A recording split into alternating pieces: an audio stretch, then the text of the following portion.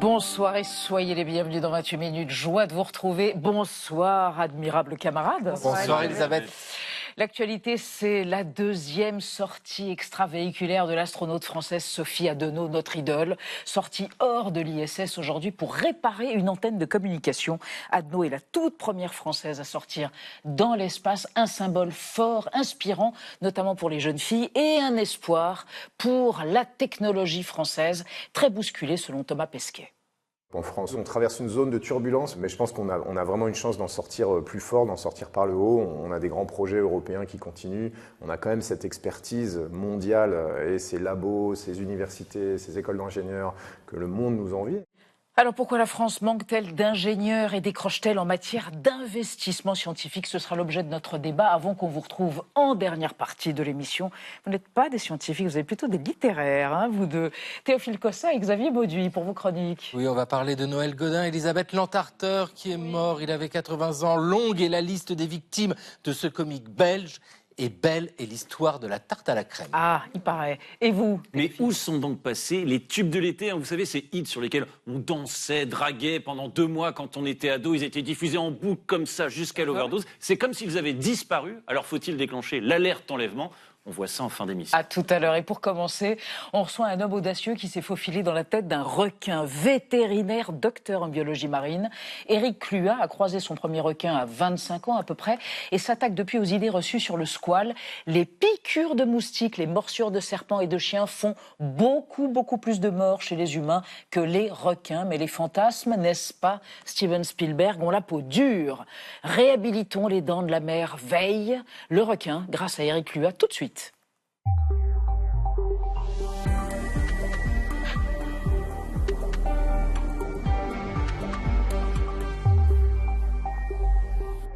Éric Cluat, bonsoir. Bienvenue dans 28 minutes. Bonsoir. Je vous présente Anna Ndiaye et Benjamin Sportouche. Bonsoir. Enchanté. Vous êtes un grand scientifique, vous êtes un défenseur des requins. Ce livre est un plaidoyer d'une certaine façon pour les requins, dans la tête d'un requin aux éditions Belin. Juste une question, vous vous interrogez sur la vision, le Umwelt du requin, leur monde sensoriel. Est-ce que la couverture est verte parce que le requin est monochromatique, il voit tout en vert? Exactement. Ah oui. Alors oui, je vois que vous l'avez lu, oui, en l'occurrence. Ça peut nous arriver, oui. Alors oui, ça parle de requin, ça parle d'océan, et on s'attendrait à avoir une couverture bleue, mais là, en l'occurrence, elle est verte, pour les raisons que vous avez énoncées, et le fait que les requins ont une vision monochromatique. Et qui voient la vie en vert. Voilà. Alors après, je ne sais pas si ça rapproche du rose ou pas, mais... Alors, justement, on va en parler avec vous, mais après votre portrait réalisé par Gaël Legras, en vert. Éric Cluat, vous êtes vétérinaire, biologiste marin et spécialiste en écologie comportementale des grands requins.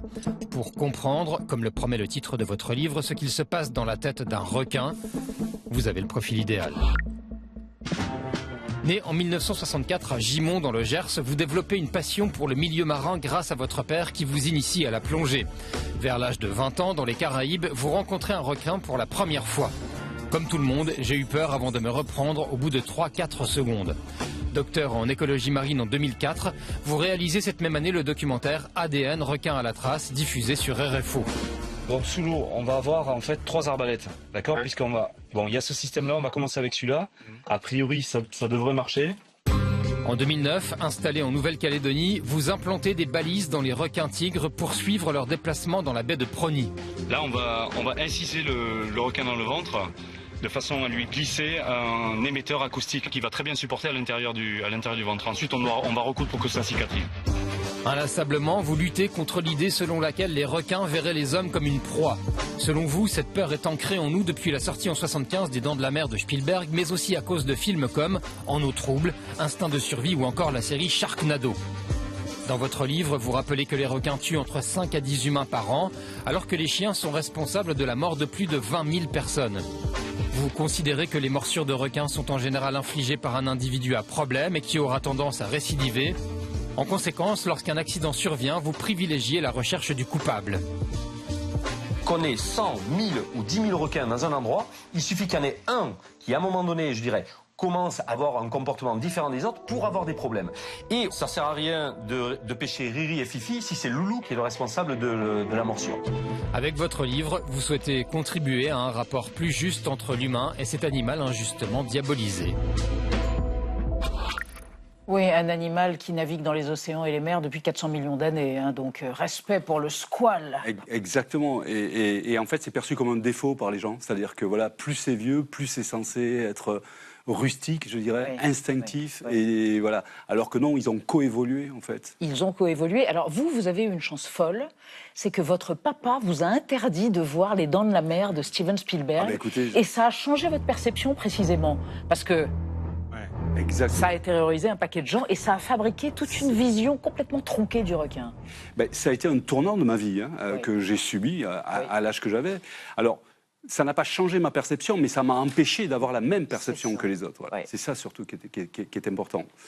Et vous évoquez aussi dans votre livre, Éric Luat, le commandant Cousteau, le fameux commandant Cousteau au bonnet rouge, qui, dans un documentaire, évoquait l'ennemi mortel de l'homme en la personne, ou plutôt en l'animal du requin. Et là, vous l'égratignez un peu, parce qu'il n'a pas fait du bien à l'espèce. Un petit peu. Alors, autant le commandant Cousteau a fait des merveilles, je dirais, en termes de découverte du milieu marin, que les gens ignoraient totalement, et qui dit ignorer, dit à en avoir peur, quelque part. Autant avec les requins, il a eu la main, je dirais, un petit peu lourde.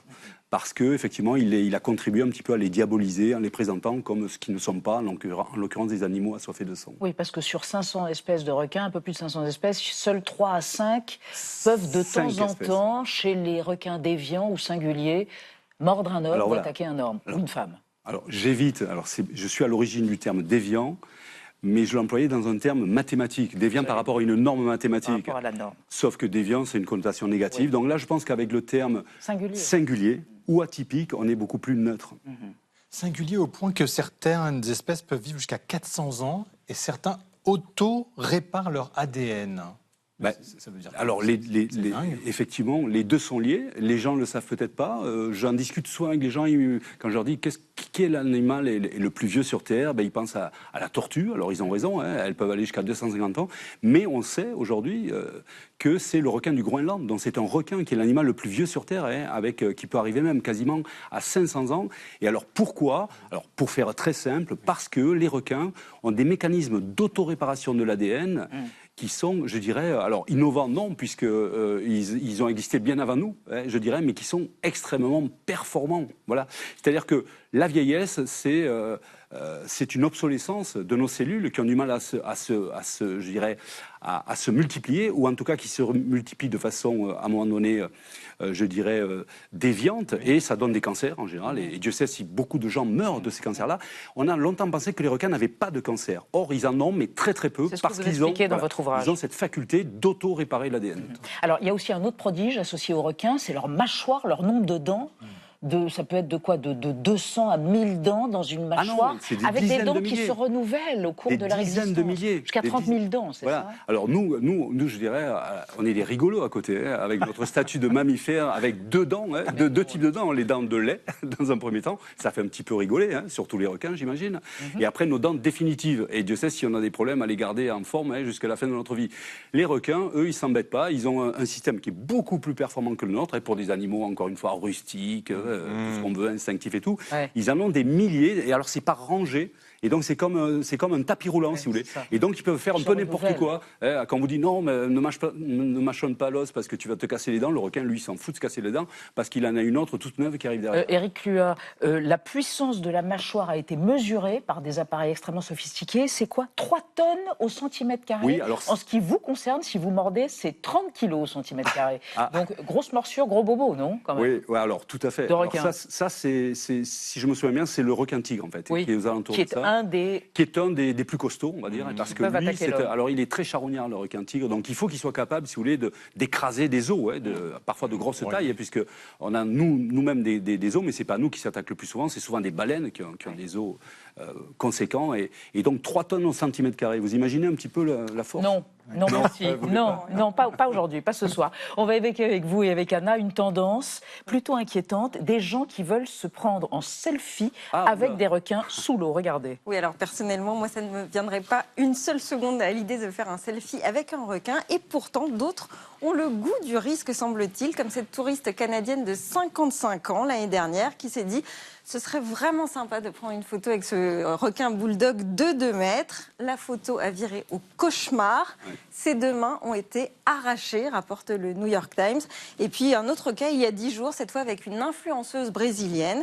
Elle filme sa sortie, sa plongée avec des requins nourrices, inoffensifs normalement. Et pendant qu'elle nage, voilà, vraiment très très près, on le voit ici, un requin lui attrape la cuisse, la tire vers le fond avant de la relâcher finalement. Plus de peur que de mal. Le Shark Attack File, qui est l'organisme qui recense les morsures de requins partout dans le monde, a noté ces 3 dernières années une très nette hausse des accidents avec des personnes justement qui essayent de se filmer ou de prendre des photos avec des requins. Alors vous leur diriez quoi à ces touristes si vous les croisiez ? Je leur dirais qu'ils ont tort. J'ai d'ailleurs écrit un article scientifique l'année dernière qui a fait le tour du monde, qui était sur la loi du talion, donc œil pour œil, mais moi j'ai appelé ça dent pour dent, et en l'occurrence qui s'intéressait aux morsures d'autodéfense. Et en fait, ce qu'il faut comprendre, c'est que les requins sont en droit, comme n'importe quel animal, lorsqu'on est agressé par l'homme. Alors, quand je dis agressé, ça peut être volontairement par l'homme ou involontairement, je dirais trop de proximité, par exemple. Trop de proximité, de dire à l'autre, bon, mais voilà, laisse-moi tranquille, dégage. Et alors, je suis en désaccord total avec ces influenceurs qui s'accrochent aux requins ou qui même les manipulent. Pourquoi ? Parce que le message, alors ça part d'un bon sentiment quelque part. Ils veulent montrer quoi ? Ils veulent montrer que les requins ne sont pas aussi dangereux que ça. Mais ils inculquent donc aux gens et à des millions de personnes cette idée du style le requin n'est pas dangereux. Non, je ne suis pas d'accord. Le requin est potentiellement dangereux. Ça reste un prédateur et par ailleurs, on se doit de le respecter. Moi-même, je plonge en autonomie, en apnée avec des requins et je ne les touche que si je suis contraint de les toucher pour les détourner ou ce genre de choses. Mais c'est un manque de respect. Donc je suis en total désaccord, si vous voulez, avec ces influences. Pourquoi vous voulez les ficher, les requins ? Alors, je veux les ficher parce que je veux mettre en place un système alternatif à ce qui se passe aujourd'hui lorsqu'il y a des morsures de requins. Et Dieu sait si, on est bien d'accord, lorsqu'il y a une morsure de requin et une mort humaine, c'est tragique. Je ne remets absolument pas ça en cause. Simplement, dans la façon aujourd'hui qu'on a de traiter le sujet, lorsqu'il y a une mort, qu'est-ce qu'on fait ? Je dirais, on tire dans le tas. Si on faisait à l'humain ce qu'on fait aux requins, je vais vous prendre un exemple très parlant, je pense, et précis. Imaginez, vous avez un serial killer dans Paris, ça pourrait arriver, ou c'est arrivé à New York, je ne sais pas où, qui tue tous les 6 mois ou 2 fois. On enverrait le GIGN dans la Tour Eiffel, on dirait tous les homo sapiens sur les trottoirs, vous les tuez. Avec cette idée que moins il y aura de requins, plus le risque sera bas. Et c'est faux, ça ne marche pas comme ça, justement. Moi, je me bats donc pour une alternative, et je réponds à votre question, c'est par la génétique, le profilage génétique, qu'on peut résoudre le problème. C'est une longue et complexe méthode, mais vous en parlez dans votre bouquin. Exactement, elle est lourde à mettre en œuvre, mais c'est une alternative. En fait, c'est les hommes qui tuent les requins. Entre 70 millions et 100 millions de requins tués chaque année, notamment pour les Chinois qui mangent depuis des décennies les fameuses soupes aux ailerons de requins. Et ça, c'est un désastre absolu, d'autant qu'ils tuent des espèces protégées. Alors ça fait partie des morts volontaires. Effectivement, il y a des pêches aux ailerons pour un plat traditionnel, alors qui, contrairement à ce qu'on peut croire, n'a pas la qualité d'être aphrodisiaque, mais c'est un problème de standard. En gros, c'est un petit peu comme le caviar. Voilà. C'est-à-dire, quand dans un mariage, vous avez de la soupe d'aileron, c'est comme si vous aviez du homard ou du caviar. Et Dieu sait si les Chinois sont nombreux, donc la demande, elle est très importante. Et là, ce sont des morts volontaires. Mais il y a aussi un gros problème auquel moi, j'essaie de m'attaquer, entre le cas avec mes collègues scientifiques, c'est le problème des pêches involontaires, c'est-à-dire ce qu'on appelle les bycatch, les pêches accidentelles. C'est-à-dire, tant qu'on continuera à laisser faire ces pêches industrielles avec des scènes ou avec des millions d'hameçons, les requins continueront à se prendre involontairement sur les hameçons, donc on tue les requins. Et c'est pas parce qu'on dit on ne veut pas les tuer qu'on ne les tue pas et que c'est pas un problème. Donc un peu d'apaisement dans les relations entre l'homme et le squale. Voilà, Tout, ils sont plus vieux que nous. Il faut changer ce rapport. Voilà. Merci infiniment, Éric Pluhat. Dans la tête d'un requin chez Belin, et je précise que courant septembre, un autre ouvrage aux éditions du CNRS est publié par vous-même. Mais- Le requin singulier aux Vous aurez le éditions. loisir d'acheter ce livre dans 3 semaines après avoir lu celui-là. Aux éditions du CNRS, vous êtes un excellent autopromoteur. Éric Luat, merci infiniment d'être Merci de venu votre dans accueil. 28 minutes. Et on va passer à notre débat sur le ralentissement français côté sciences et technologies. Le niveau des élèves n'en finit pas de baisser en maths. Les écoles d'ingénieurs attirent moins de candidats qu'avant. La France est lanterne rouge en matière d'investissement scientifique et industriel, malgré évidemment des figures inspirantes comme l'astronaute Sophie Adno, qui est actuellement en mission spatiale, ou les Nobel de physique Aspect et Devoret. Alors est-on condamné à décrocher? On en parle après la mise au point de Sandrine Le Calvez.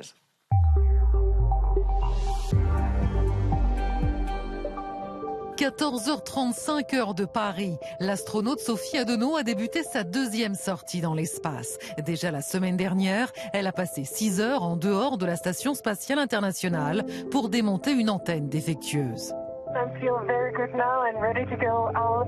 Cette sortie extravéhiculaire, une première pour une Française, a fait vibrer. Une petite fille qui regarde en ce moment, elle peut se dire c'est possible, je peux y arriver. Sophie Adno va-t-elle susciter des vocations? Les filières scientifiques et techniques auraient bien besoin d'un coup de pouce, car les garçons et plus encore les jeunes filles se détournent des écoles d'ingénieurs. Une situation inédite qui entraîne une pénurie face à des besoins toujours croissants. Les problématiques auxquelles la société, les entreprises sont confrontées du point de vue de l'ingénierie, du point de vue technologique augmentent. On a encore besoin d'ingénieurs sur les questions classiques de BTP, les questions industrielles, et s'ajoutent également toutes les nouvelles technologies. Ce manque d'appétence pour les carrières scientifiques est d'autant plus préoccupant qu'il fait écho aux inquiétudes de l'Académie des sciences. Le 4 mai dernier, dans un communiqué, elle dénonçait le décrochage français sur fond de restrictions budgétaires drastiques. Le mal est profond et systémique. Au-delà du CNRS, c'est tout l'ensemble de la recherche qui vacille. La France serait donc condamnée à régresser. La France apparaît en difficulté dans une compétition mondiale qui s'accélère et où la Chine et l'Inde sont devenus des fabricants ingénieurs. Alors pourquoi les jeunes Français, en particulier les filles, se détournent-ils des carrières scientifiques? La France est-elle vraiment en train de décrocher technologiquement au risque de saper sa souveraineté industrielle? Comment redresser la barre? On va en parler avec nos 3 invités. Anne de Bréjas, bonsoir. Bonsoir. Vous êtes ingénieure de recherche sur le fonctionnement du système électrique à EDF et vous êtes aussi porte-parole de la Fédération Sud Énergie, du syndicat donc. Et selon vous, l'Europe est déclassée par rapport à la Chine et aux États-Unis, niveau investissement en recherche et développement notamment, parce qu'elle refuse de planifier, de protéger ses industries et d'investir. Nous avons fait, dites-vous, le choix du marché. Vous développerez tout ça tout à l'heure. Arnaud Aimé, bonsoir. Bonsoir. Ingénieur, directeur général France du cabinet de conseil SIA Partners, un cabinet de conseil en stratégie, management et intelligence artificielle. Vous considérez que si on n'a plus assez d'ingénieurs aujourd'hui en France, c'est parce que, notamment au lycée, l'enseignement scientifique n'a plus été obligatoire pendant plusieurs années. Il est devenu facultatif et c'est absolument dramatique. Et à côté de vous, Raphaël Dohan, bonsoir. Bonsoir. Essayiste, ancien haut fonctionnaire, vous avez coécrit un rapport sur l'IA, Opération Prométhée. Vous considérez que dans les élites politiques françaises, les profils littéraires dominent les scientifiques, ou les énarques d'ailleurs. Aujourd'hui, la plupart, ajoutez-vous, la plupart des responsables politiques ne connaissent rien au sujet affiliés à la science ou à la technologie. On va évoquer toutes ces questions après le chiffre du jour, oui, Benjamin. La France consacre 61 milliards d'euros par an à la recherche et au développement, 2,2% de notre PIB. Ça peut paraître beaucoup, mais c'est pas grand-chose comparé aux 132 milliards pour notre voisin allemand. La Chine, c'est 16 fois plus que nous, 1028 milliards d'euros. Nous ne sommes que 17e parmi les 37 pays les plus développés. Investissement privé et public, je le précise. Raphaël Dohan, pourquoi ce déclassement? Que nous est-il arrivé? Bon, d'abord, les chiffres en valeur absolue, évidemment, sont un peu trompeurs. On aurait du mal à avoir un investissement à la hauteur de celui de la Chine par une simple par rapport à celui taille. de l'Allemagne, tout de même. Mais en revanche, par rapport au PIB, on est déjà en dessous, puisqu'effectivement, les pays qui investissent beaucoup dans la recherche, comme les Américains ou même le Japon, par exemple, ont plutôt au-dessus de 3% du PIB de dépenses de recherche, alors que nous, comme vous l'avez dit, on est plutôt à 2,2. Même les Allemands sont déjà au-dessus de 3, il me semble, contrairement à la France. Donc il y a un vrai effort, enfin un vrai manque d'effort plutôt, de la part des Français, qui est d'ailleurs réparti assez équitablement entre le public et le privé, puisque c'est à la fois l'État qui ne finance pas assez la recherche publique, mais aussi les entreprises qui ne dépensent pas assez en R&D, ce qui est cependant je veux dire, lié aussi au fait qu'on a... R&D, c'est recherche et développement. Absolument. Précisons-le. Mais ce qui est lié aussi au fait que la France a été plus désindustrialisée que les pays comme l'Allemagne ou la Chine. Et donc forcément, les économies moins industrielles dépensent moins en recherche et en développement. Anne de Bréjas, du coup, il y a moins de candidats aux écoles d'ingénieurs. Il manque 20 000 ingénieurs par an. C'est parce que justement, on y consacre insuffisamment d'argent ou c'est les vocations qui manquent aujourd'hui ? Il y a plusieurs choses. Je ne suis pas sûre que l'indicateur du nombre d'ingénieurs soit le plus, celui la plus regardé, parce que il y a peut-être moins dans les écoles d'ingénieurs, mais surtout il y a des ingénieurs qui finissent par se détourner des métiers scientifiques et techniques pour aller vers la finance et vers le conseil, parce que par manque de débouchés, par manque de perspectives. Les techniciens aussi, selon d'autres. Et oui. Absolument, les techniciens, là, il y a plus un manque, une grosse pénurie. Donc voilà, je pense que c'est ça qu'il faut regarder. Donc il y a plusieurs aspects. Il y a effectivement la recherche académique qui est quand même ce qu'attire une grande partie des gens et qui a un vrai problème de budget, de recrutement. Il y a 2 fois moins de recrutement qu'il y a encore peu. Il y a presque plus de recrutement. Il faut attendre 30-35 ans, accumuler les métiers précaires, les postes précaires pour arriver peut-être au Graal d'être dans la recherche avec des salaires qui sont plus faibles. Mais je dirais que il y a le salaire, mais il n'y a pas que ça.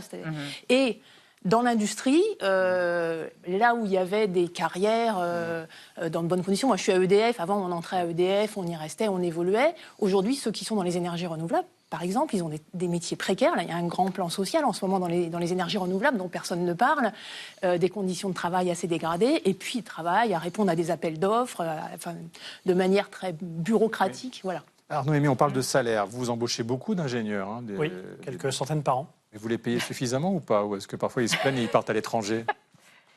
Alors, c'est ce qu'on entend beaucoup, la fuite des cerveaux. Oui, il y a un risque de fuite des cerveaux. Aujourd'hui, on considère qu'il y a...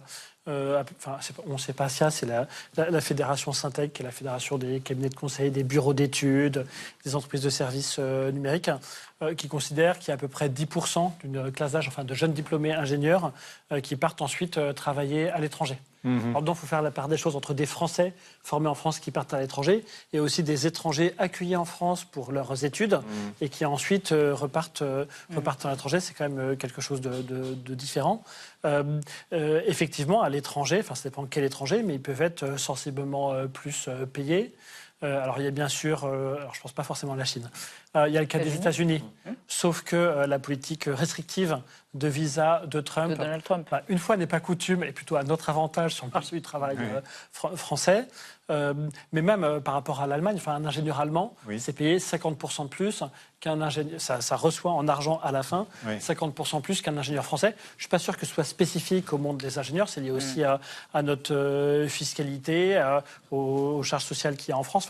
En France, quand une entreprise verse 100 € bruts à un ingénieur ou à d'autres travailleurs, le salarié il touche 77 € net et l'entreprise elle leur a payé 140 € avec les charges patronales. En Allemagne, l'entreprise elle leur a payé seulement 120 € et le salarié il touchera à la fin 80 €. Donc il y a aussi ces choses-là qui font que ils peuvent être plus payés parfois à l'étranger. Alors, on va continuer la discussion. On va évoquer avec vous trois et avec Anna le fait que, justement, on parlait de la Chine. En Chine, les ingénieurs sont fort bien payés et parfois recrutés avant leur diplôme. Oui, ils sont très recherchés. Pékin a chiffré ses besoins, et notamment en intelligence artificielle, d'ici 2030. Il lui faudra 6 millions d'ingénieurs IA, tandis que le système de formation actuel n'en produit que 2. Et donc, il n'y a pas de temps à perdre. Et ça, les grandes entreprises l'ont bien compris, comme Alibaba, par exemple, géant mondial du commerce en ligne, ou ByteDance, qui détient TikTok. Elles vont directement chercher, vous l'avez dit Elisabeth, leurs nouvelles recrues au lycée, 3 à 4 ans avant que ces jeunes n'obtiennent leur diplôme. Et les salaires sont mirobolants. Comptez l'équivalent de 7 700 € minimum par mois pour un jeune ingénieur. C'est 16 fois le salaire moyen dans le pays. Et d'autres entreprises vont jusqu'à organiser des stages intensifs d'intelligence artificielle pour les ados entre 13 et 18 ans, histoire de les fidéliser très tôt. Et puis si on regarde maintenant du côté de chez nous, Emmanuel Macron, rappelez-vous, avait lancé en février 2025 le sommet mondial pour l'IA, avec la volonté de faire de la France la référence européenne et un concurrent direct de la Chine et des États-Unis. Il promettait de passer de 40 à 100 000 chercheurs formés d'ici 2030 et d'améliorer la formation continue. Sauf qu'entre-temps, les aides à l'embauche pour les apprentis ingénieurs ont été rabotées. Restrictions budgétaires obligent. Et comme l'économie ralentit, le taux d'emploi des ingénieurs en sortie d'école a reculé de près de 5 points en 2026, selon la dernière enquête annuelle de la Conférence des grandes écoles. Raphaël Dahan, est-ce qu'on a encore un espoir de rattraper l'écart avec la Chine? Et si oui, comment? En matière d'IA, vous voulez dire En matière d'IA. Oui, on a un espoir. Je pense qu'on a un espoir. Ça implique par contre de concentrer les efforts spécifiquement sur ça et de faire des sacrifices ailleurs, forcément. On ne peut pas tout faire et être les champions du monde dans tous les domaines en même temps. C'est moins une question d'ailleurs de disponibilité des jeunes ingénieurs, parce que en fait, si vous regardez les grands laboratoires d'IA dans le monde, ils n'ont pas beaucoup d'employés. Anthropic ou OpenAI, c'est quelques milliers d'employés, grand maximum. Donc, par contre, ils sont payés extrêmement cher, un peu du niveau des footballeurs. Il y a le pool, l'ensemble des très très très bons chercheurs en IA dans le monde étant assez réduit, il faut les payer extrêmement bien pour qu'ils viennent. Mais le principal des coûts, c'est pas l'emploi de ces gens-là, c'est la puissance de calcul. Donc c'est les ordinateurs que vous mettez derrière pour entraîner vos modèles et pour servir les modèles une fois qu'ils sont entraînés. Et en fait, c'est ça qui représente la quasi-intégralité du coût. Vous avez mentionné tout à l'heure le fait que j'ai écrit un article pour essayer de calculer combien ça coûterait si on voulait effectivement rentrer dans la course et vraiment être au niveau de la frontière, comme on dit, de la recherche en IA. Et on estime que si on faisait une sorte de sprint sur 3 ans pour être à la hauteur des acteurs américains ou chinois, il faudrait 620 milliards d'euros, dont 95% sur 3 ans. À l'échelle européenne? À l'échelle de la France et de partenaires, qui peuvent être européens ou pas d'ailleurs. 620 milliards qui devraient être 95% de ces 620 milliards, c'est de la puissance de calcul qu'il faut construire en France. Oui. Mais Anne de Bréjas, en même temps, l'État n'a pas rien fait.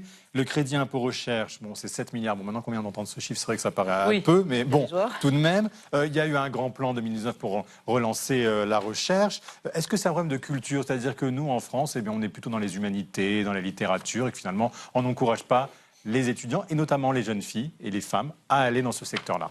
Non, je pense qu'on ne peut pas dire ça. On a des écoles excellentes en mathématiques, par exemple, mathématiques appliquées, en physique, dans tout un tas de domaines de sciences dures. On a des récompenses, des médailles Fields, etc., qui nous placent pour l'instant... Des hommes. Alors les hommes, de moins de 40 ans, des hommes. Oui, alors c'est sûr qu'il y a un... je pense que les femmes, elles ont une forme de censure peut-être par rapport. Voilà, je pense qu'il y a une forme de censure, de manque de confiance en soi, puis peut-être aussi de manque de projection vers de se rendre compte de quel métier utile socialement et utile face à la crise il y aurait, alors qu'il y en a énormément, mais moi je vais peut-être réagir à ce que vous dites. Je pense qu'on ne peut plus se dire est-ce qu'on va aller dans la course à l'IA et mettre tous nos moyens là-dedans. On est face à une crise climatique absolument catastrophique. Je pense qu'avec l'été qu'on vient de passer, plus personne ne peut le nier. Et il faut enfin repartir des besoins, se demander, on se retrouve dans une économie qui est l'équivalent d'une économie de guerre, même si je n'ai pas ce terme. Où est-ce qu'on va mettre nos moyens? Et en agriculture, pour décarboner l'industrie, pour décarboner les transports, il y a plein de choses à faire. Mais votre voisin disait dans un entretien précédent, on a des idées en France, notamment hydrogène vert, voitures autonomes électriques, mais pas d'ingénieurs pour concrétiser nos ambitions. Pas assez d'ingénieurs. Pas assez d'ingénieurs pour les concrétiser. Nuancer. Effectivement, en France, on forme à peu près 40 000 ingénieurs par an. Les entreprises considèrent qu'il en faudrait, c'est ce que vous disiez Benjamin, à peu près 20 000 de plus, au moins 10 000 à très court terme, mais même peut-être 2 fois plus, 80 000 à long terme vu les défis. Donc il y a les défis de la transition écologique et énergétique, donc l'hydrogène vert, etc. Bon, je ne parle pas du levier de la décroissance qui nécessite peut-être moins d'ingénieurs pour le coup. Pour la transition numérique, tous ces sujets d'IA, il faut aussi des ingénieurs et des scientifiques plus largement pour les mettre en œuvre. On veut faire de la réindustrialisation en France, il faut des ingénieurs pour le mettre en œuvre. Dans la réindustrialisation, notamment l'effort d'armement pour la défense et pour maintenir la paix. Donc tout ça, ça nécessite des ingénieurs en France. Vous soulignez au début de l'émission le levier financier, c'est-à-dire de la rémunération. Oui. Mais je voudrais insister sur autre chose. Je ne pense pas que les ingénieurs soient particulièrement des mercenaires.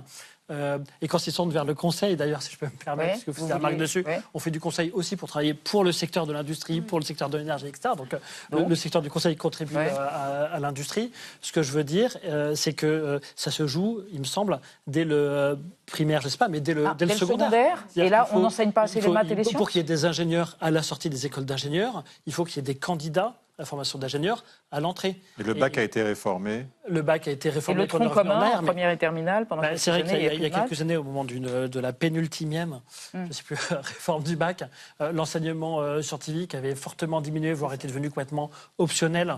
Là, on a réintroduit un tout petit peu de choses, mais ça a fait du mal quand même.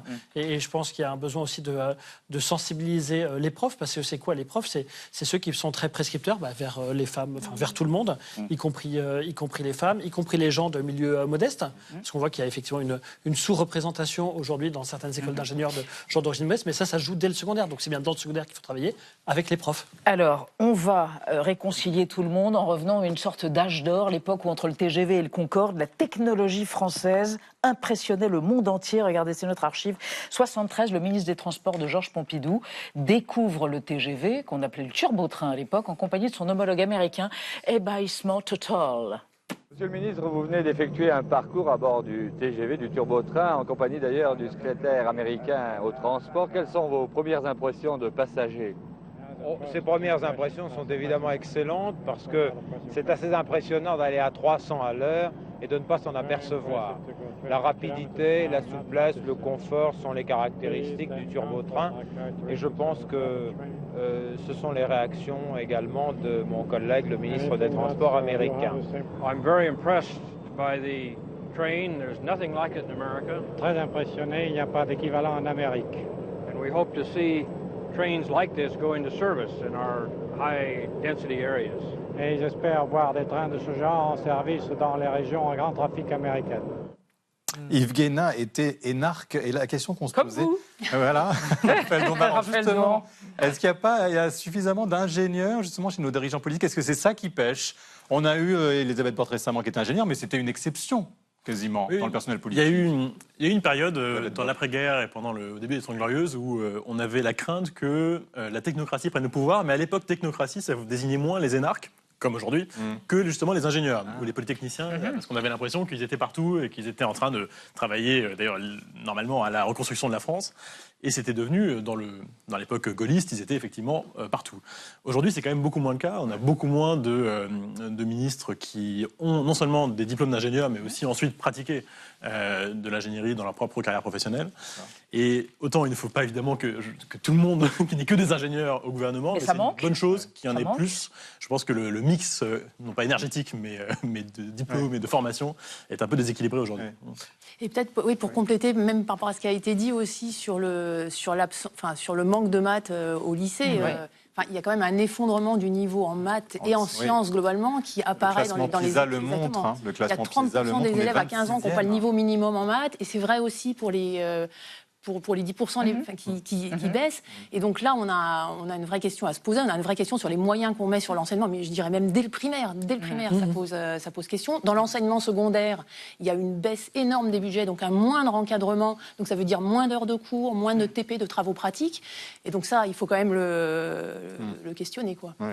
Si je peux me permettre de réagir à propos des moyens. Je croyais que vous alliez dire Xi Jinping est ingénieur chimiste. J'allais le dire aussi qu'au sein du gouvernement, alors, il y a eu Elisabeth Borne, qui est une polytechnicienne récemment, mais on parlait du turbotrain à l'instant. Jean-Pierre Farandou, le ministre du Travail, cheminot pendant 40 ans, 44 ans même, et un ingénieur des mines, par exemple. Il y a Philippe Baptiste, ministre de l'Enseignement supérieur, qui est un ingénieur aussi. Donc il y en a quelques-uns quand même. Pour revenir, et après avoir parlé de Xi Jinping, sur la formation des dirigeants, sur le sujet des moyens, il y a effectivement la question des moyens et peut-être des moyens différenciés. Est-ce que des profs de maths et de physique devraient être payés de la même manière que des profs Alors ça, c'est un sujet dans le sujet. Oui, c'est un autre débat, ça.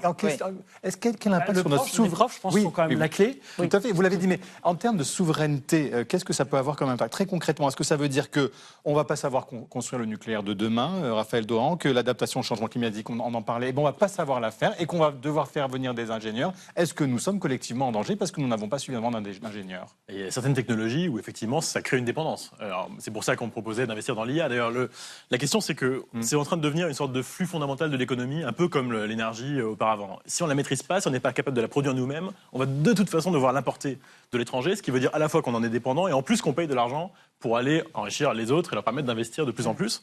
Et de toute façon, c'est des investissements qui se feront quelque part dans le monde, quoi qu'il arrive. Je parlais des 620 milliards qu'on projette en 3 ans, mais en fait, c'est de l'argent privé pour l'essentiel. Et cet argent privé, il serait investi, quoi qu'il arrive, ailleurs pour faire des centres de calcul, autant que ce soit en France. Pourquoi le privé n'investit pas suffisamment ? Pourquoi le privé n'investit pas suffisamment ? Je pense qu'il y a plusieurs, sur ce domaine-là en particulier, je pense qu'il y a des problèmes réglementaires d'abord, qui sont que... On a trop de normes. C'est long. En particulier, c'est long de construire des centres de données, c'est long de les raccorder au réseau électrique, il y a des raisons multiples, mais aussi que l'État ne donne pas non plus les cartes en main et qu'il ne joue pas l'effet de levier qu'il pourrait faire en mettant lui-même une part de l'argent nécessaire. Arnaud Aimé, on a beaucoup parlé de la Chine, mais est-ce que l'Inde n'a pas un rôle à jouer, justement, et que ces ingénieurs, est-ce qu'il faut qu'on prenne, qu'on s'en inspire de ce Oui, l'Inde est l'autre énorme patrie des ingénieurs. Bon, c'est le pays le plus peuplé du monde maintenant devant la Chine, avec de forts investissements dans les filières scientifiques.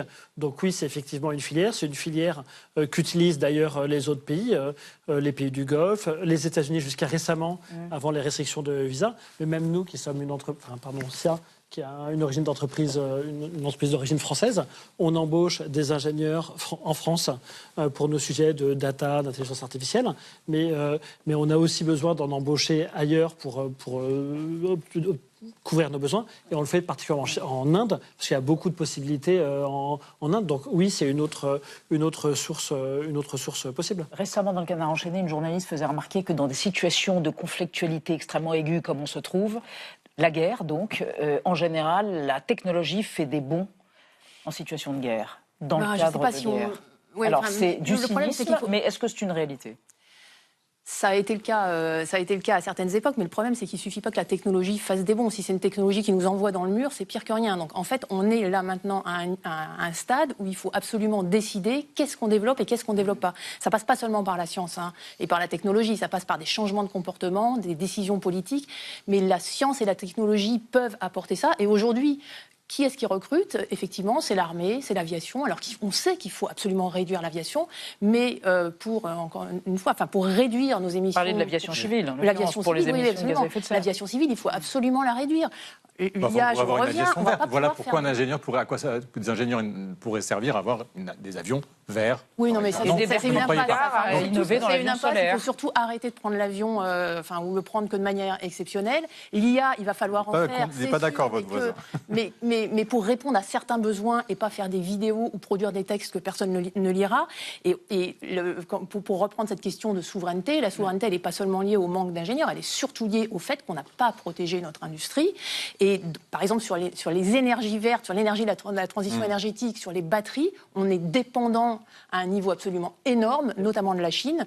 Alors, sur les ressources un peu, mais surtout sur toute la chaîne de valeur. On n'a rien protégé. Et pour des principes de concurrence, notamment de l'Union européenne, c'était la concurrence et rien d'autre, je pense vraiment qu'il va falloir revenir dessus. Ça va être difficile, mais on n'a pas le choix. Vos voisins veulent intervenir, mais ce sera dans un prochain débat. On n'a plus le temps, mais je les sentais bouillir. Merci en tout cas. Merci à tous les trois d'être venus débattre ce soir. Et on va rester dans l'actualité, mais vu par Xavier Mauduit et Théophile Costin, on va évoquer la mort de Noël Godin. Mais l'entarteur, bien sûr, déterminé à encrémer les égos boursouflés. Et puis, côté tendance, il n'y aura pas eu de tube de l'été 2026. Qu'est-ce que ça dit d'ailleurs de notre rapport au collectif ? On verra ça avec Théophile. Pour commencer, le mot vedette du jour, c'est grosse tête. La sienne, au nez retroussé comme celui de Tintin, était bien faite, farcie de bons mots et d'autodérision. Philippe Bouvard est mort à 96 ans. C'est entendu. Animateur historique des grosses têtes. Les grosses têtes sur RTL. Chacun se souvient des grosses têtes. Qu'est-ce que ça veut dire ? Exactement ce que ça dit. Merci de m'en dire un peu plus. Entendu. La vie secrète des mots vedettes. Grosse tête, du latin grossa, épaisse, et testa, cruche, et par analogie de forme, crâne, désigne un cénacle de personnes pétries d'érudition, voire de prétention, et depuis 1977, une émission de radio populaire au tropisme humoristico-grivoiseau-savant. Le 24 août, le taulier historique des grosses têtes a tiré son irrévérence à Cannes, à un âge canonique.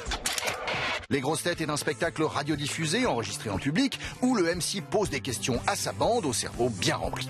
Une conjuration de beaux esprits, marins, académiciens, cinéastes, capables de faire saillir Proust et Prout, cul et culture, popo et populaire.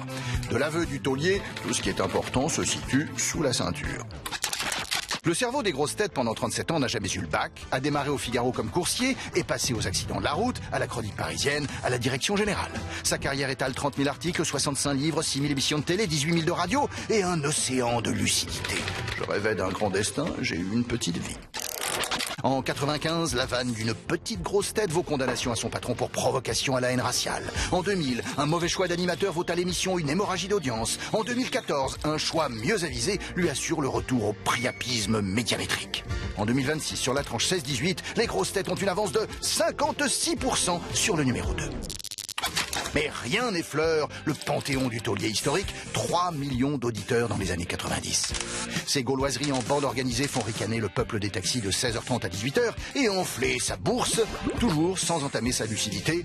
J'ai eu 200 voitures et 3 villas avec piscine alors que je ne sais même pas nager. Bouvard et pécunier, un classique. Parfait, Thibault Nolte, merci. Bonsoir. Théophile et Xavier, c'est l'heure de vos chroniques. Comment faisait le gloupier? Gloup? Gloup, gloup. Gloup, gloup, gloup. Ah oui. Ben voilà, c'était son cri, sa signature. Noël Godin, comique belge, entarteur légendaire, est décédé. Il avait 80 ans. Oui. Et vous allez nous raconter non pas la vie intéressante de Noël Godin, mais une histoire de tarte à la crème qui remonte au XVIIe. Oui, donc elle pue, est un peu faisandée, votre tarte à la crème. Le 26 décembre 1662, Elisabeth, et vous allez voir combien c'est pertinent parce que nous y croisons Molière ce jour-là à Paris qui présente au Théâtre du Palais Royal sa nouvelle pièce, 5 actes et en vers, c'est l'école des femmes. Et bien sûr, immédiatement, le scandale apparaît. La querelle naît de la place accordée aux femmes, des femmes en quête de liberté. Quand le sinistre Arnolphe, de peur d'être cocu, recherche délibérément une épouse ignorante. Et puis, le scandale naît aussi des procédés comiques utilisés par Molière que les beaux esprits considèrent graveleux, grivois, vulgaires.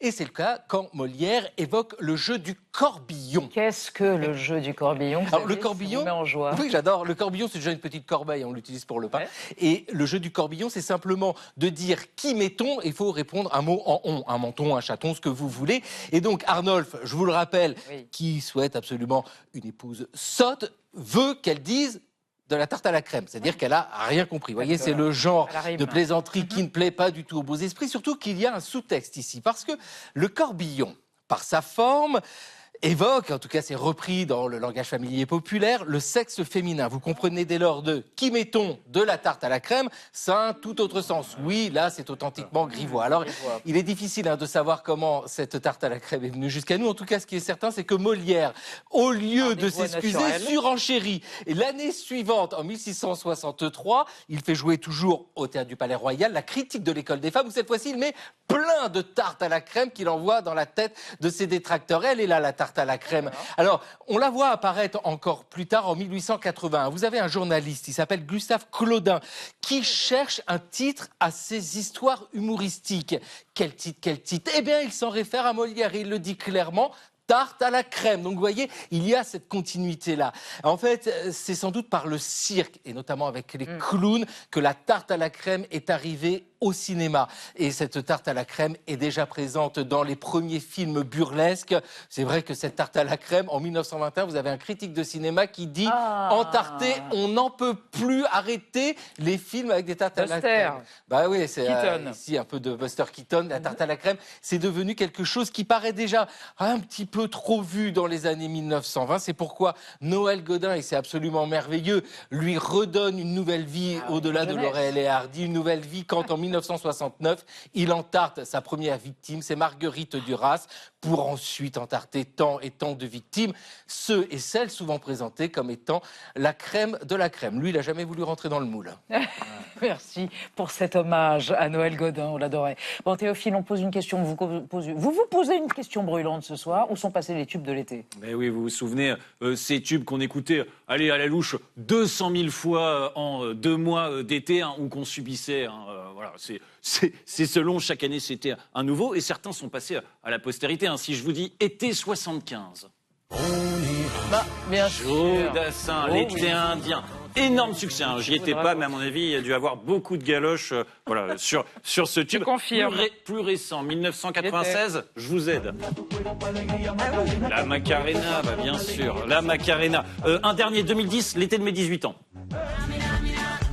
Waka Waka de Shakira, quelques ratos sur ce tube me concernant. Et alors, 2026 ou même 2025, eh bien, c'est beaucoup moins évident. Pourtant, on écoute toujours des chansons. Pour preuve, l'industrie musicale n'a jamais gagné autant d'argent, 31,7 milliards de dollars en 2025, essentiellement grâce aux plateformes de streaming, Spotify, Deezer, etc. Oui, mais plus de hits qui s'imposent à tous. Alors attention, il y a des très gros succès encore cet été. Die Die de Shakira, Plié de Mauvais Joe, Sexy Nana d'Ayana Kamura. Sauf que ces titres ne vous disent peut-être rien. Et c'est normal, ça ne veut pas forcément dire que vous êtes des vieux schnocks, car le concept de tube de l'été a radicalement changé. Qu'est-ce à dire? Alors, à l'origine, le hit de l'été, c'est une invention des maisons de disques dans les années 60 pour vendre des disques. Elles travaillaient main dans la main avec les radios et les télés pour imposer leurs titres à grands coups de diffusion sur les ondes, dans les bars, dans les boîtes, etc. Et puis à force, ça finissait par rentrer.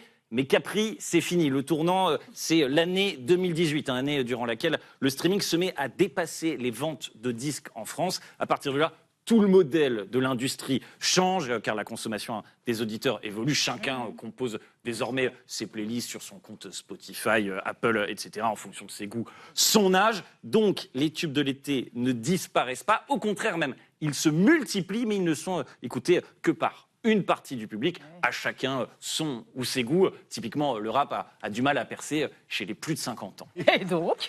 Et donc pour le développer et pour le diffuser, le nouveau canal de diffusion, les réseaux sociaux incontournables, particulièrement TikTok, qui est devenu une rampe de lancement pour beaucoup d'artistes, avec parfois des dizaines de millions d'écoutes à la clé, chargées par exemple